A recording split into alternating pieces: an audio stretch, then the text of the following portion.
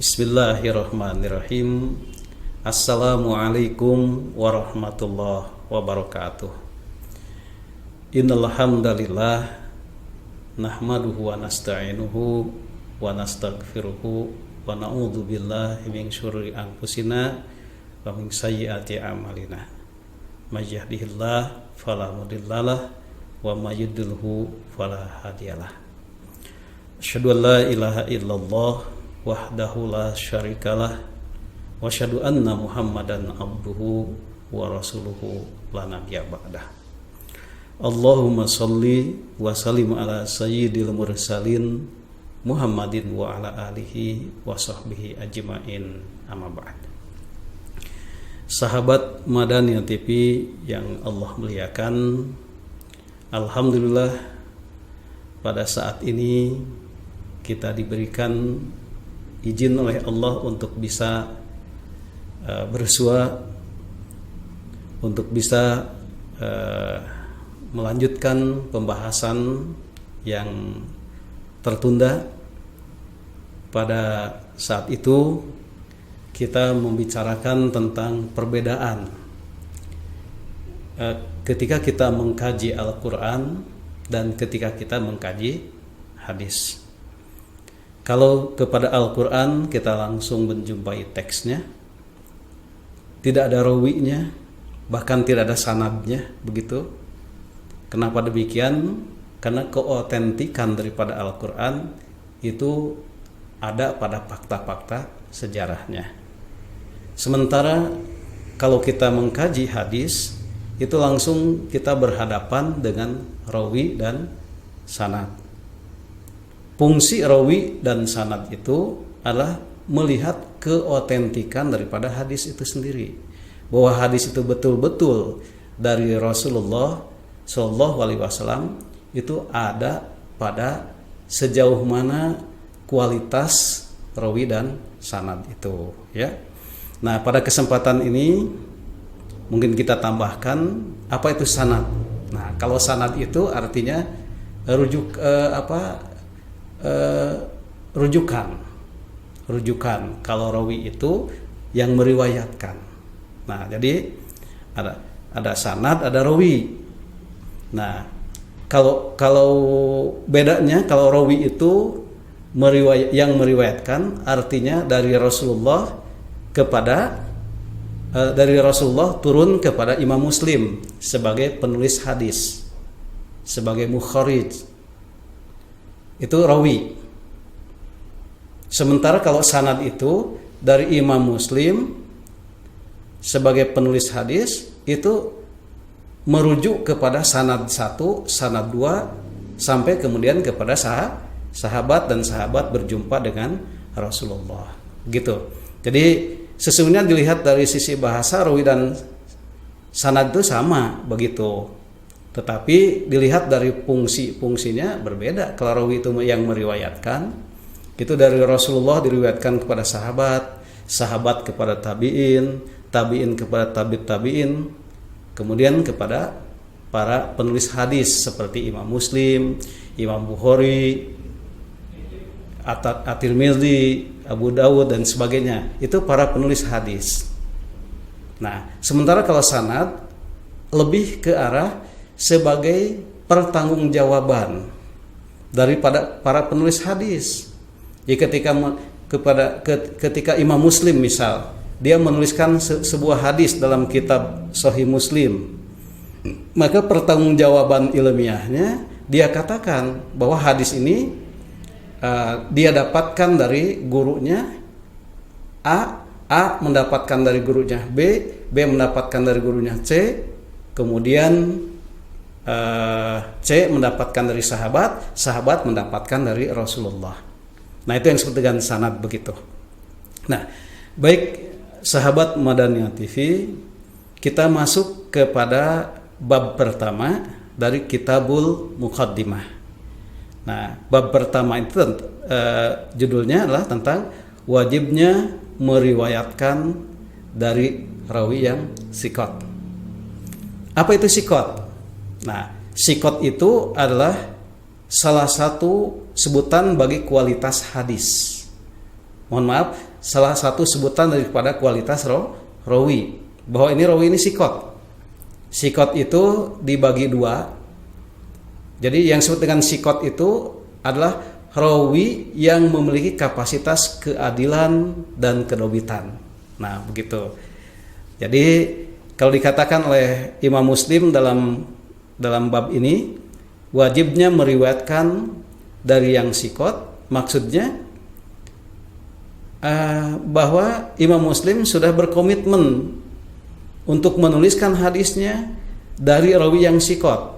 Rawi yang sikot itulah rawi yang memiliki kapasitas keadilan dan kedobitan. Begitu.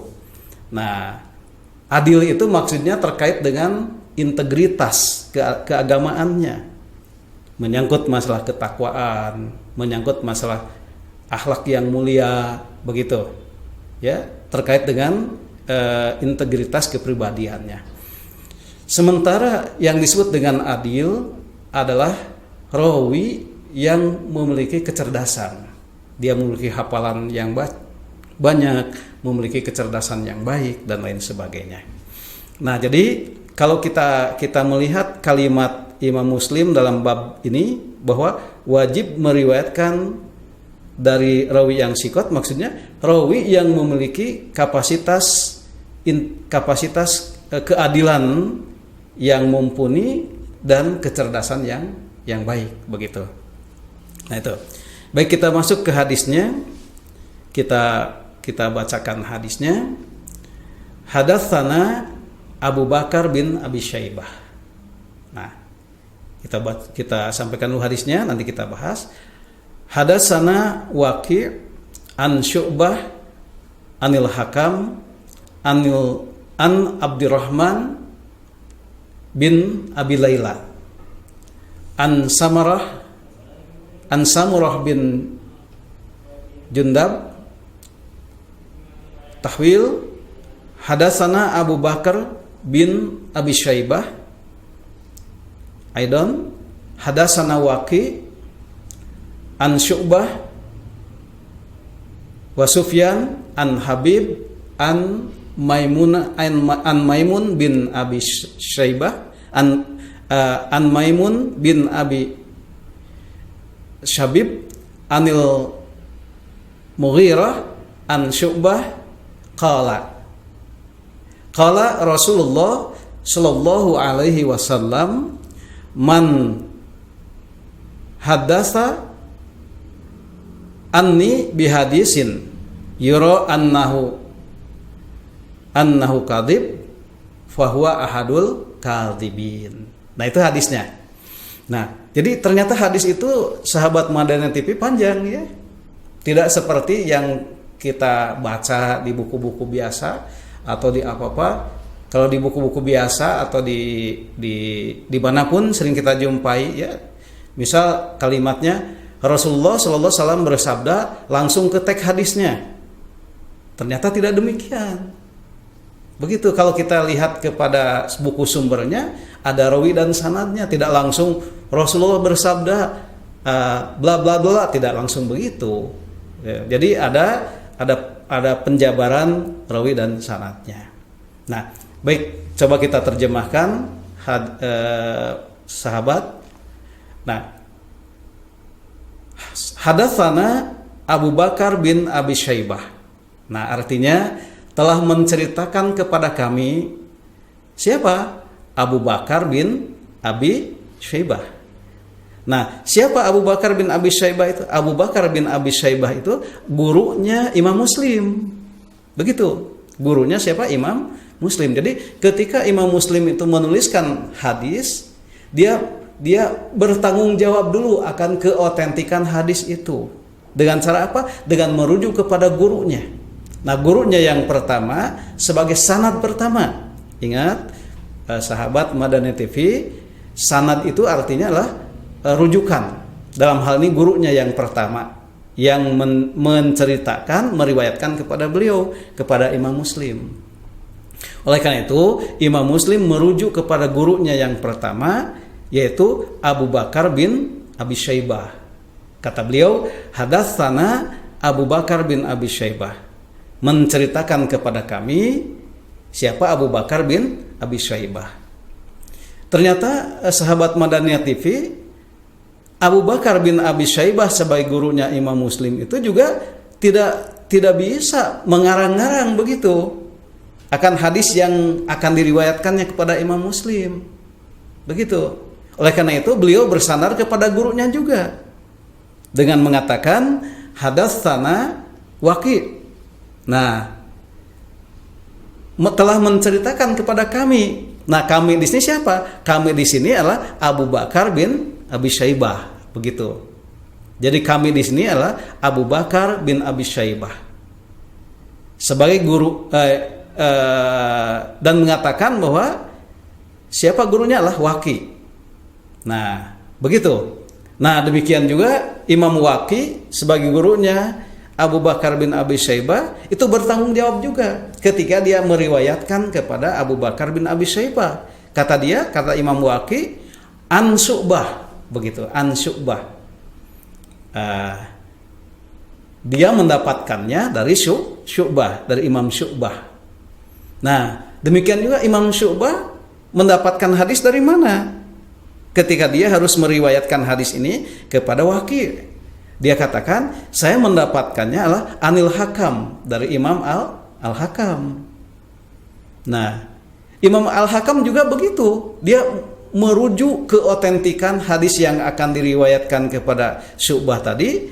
Kata dia, saya mendapatkannya an Abdurrahman bin Abi Laila. Kata dia, saya mendapatkan hadis ini adalah dari Abdurrahman bin Abi Laila. Begitu. Nah,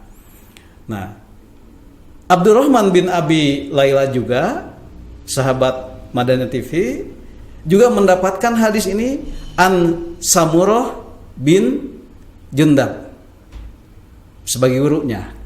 Nah, begitu. Nah, kemudian dalam teks ini Imam Muslim menyelipkan kata huruf H. H itu artinya tahwil dalam pengertian ada dua jalan ya.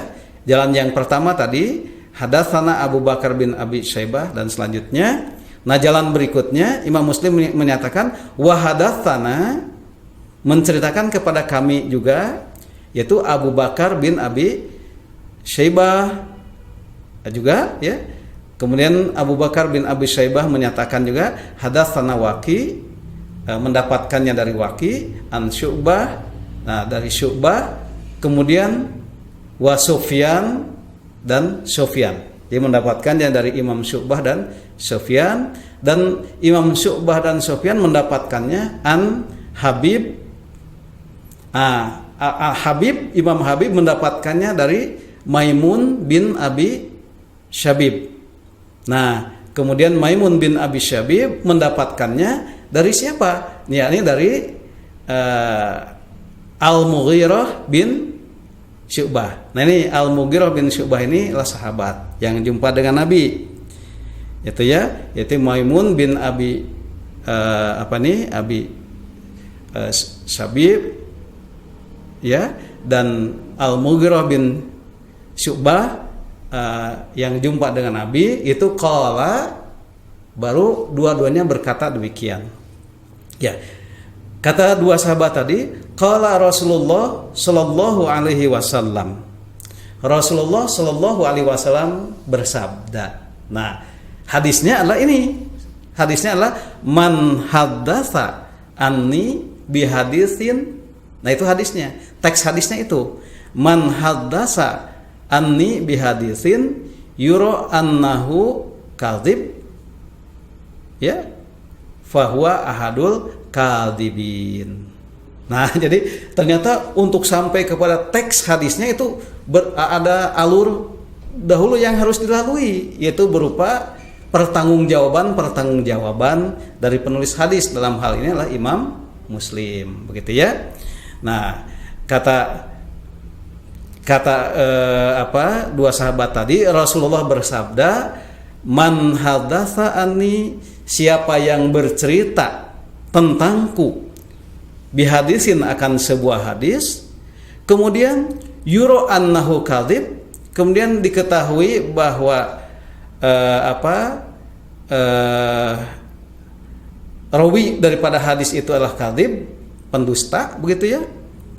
Fahuwa ahadul kadzibin, maka rawi itu dikelompokkan dari para pendusta. Nah, itu sahabat Madaniyah TV, itu teks hadisnya itu begitu. Nah, jadi kalau kita langsung ke kitab sumbernya, ya, baik Imam Muslim atau yang lainnya, maka kita akan mendapati pertanggungjawaban akan betul tidaknya hadis ini dari Rasulullah itu melalui sanad dan rawi. Nah, jadi kalau sanad hadis ini adalah dari Imam Muslim, itu akan masuk ke Abu Bakar bin Abi Syaibah, kepada Waki, kepada Syu'bah, kepada Al-Hakam, kepada Abdurrahman bin Abi Laila, kepada Samurah, kemudian juga kepada Sufyan, kepada Habib, ya, kemudian kepada Maimun bin Abi Syabib, kemudian kepada Mughirah bin Abi Syu'bah, baru nyampe kepada Rasulullah Shallallahu Alaihi Wasallam. Itu adalah rujukan atau sanad. Sementara rawi itu dari Nabi diurutnya. Nabi meriwayatkan kepada sahabat Al-Mughirah dan selanjutnya, ya, kepada Al-Mughirah, kepada Al-Mughirah dan Maimun bin Abi Syabib, kepada Habib, kepada Sufyan, kepada Syu'bah, kepada yang lainnya, sampai kepada guru pertama Imam Muslim, yakni Abu Bakar bin Abi Syaibah. Demikian perjumpaan kita saat ini, sahabat Madaniyah TV. Semoga Allah memberikan kemudahan kepada kita semua untuk mendapatkan ilmu yang bermanfaat.